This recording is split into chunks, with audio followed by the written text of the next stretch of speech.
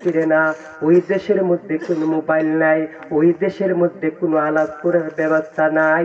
ওই জগতের মা আমি একদিন যাইতে হবে, তুমিও একদিন যাইতে হবে, সবাই যাইতে হবে। ওই দেশের মধ্যে গেলে আর জবাব আসে না, জবাব দেওয়াও যায় না, জবাব করাও যায় না, শোনাও যায় না রে আম্মা।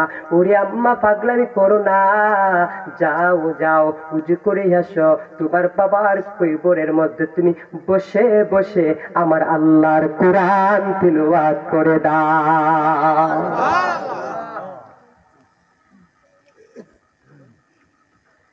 সুলাইমান আলাইহিস সালামের বাবা দাউদ আলাইহিস সালাম সুলাইমান নবীর প্রশ্ন করল, ওরে আমার সুলাইমান, তুমি তো অনেক জ্ঞানী, তুমি তো অনেক জ্ঞানের ভান্ডার।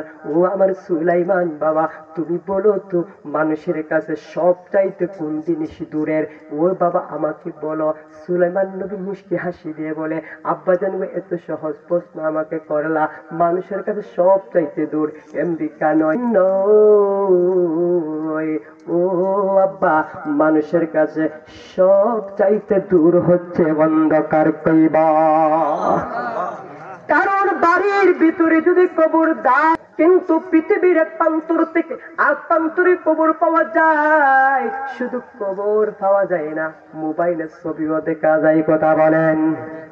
সুলাইমান নবীর প্রশ্ন শুই না বলতেছে, বাবা বাবা রে, তুমি অনেক সুন্দর জবাব দিয়েছো রে বাবা। বাবা তোমাকে আরেকটা প্রশ্ন করি রে বাবা। বাবা বলো তো পৃথিবীর মধ্যে সব চাইতে মানুষের কাছে সব চাইতে কোন জিনিস নিকটে? বাবা তোমার কাছ থেকে জানতে চাই। সুলাইমান নবী আবার মুস্কি হাসি দিয়ে বলে, বাবা আবার এত সহজ প্রশ্ন করলে বাবা, মানুষের কাছে সব চাইতে নিকটবর্তী হচ্ছে মানুষের শ্বাস, তাই কেউ আরো নিকট হচ্ছে মানুষের মৃত্যু। কারণ আব্বা নিকটবর্তী হচ্ছে মউত, আর সব থেকে দূর হচ্ছে অন্ধকার কবর। আল্লাহু আকবার। ওরে নবীর উম্মতের দল, শুনে যাও, শুনে যাও, শুনে যাও। ইমাম গাজ্জালী রাদিয়াল্লাহু তাআলা আরেকটি ঘটনা স্মরণ হয়ে গেল। ইমাম গাজ্জালী মসজিদের মধ্যে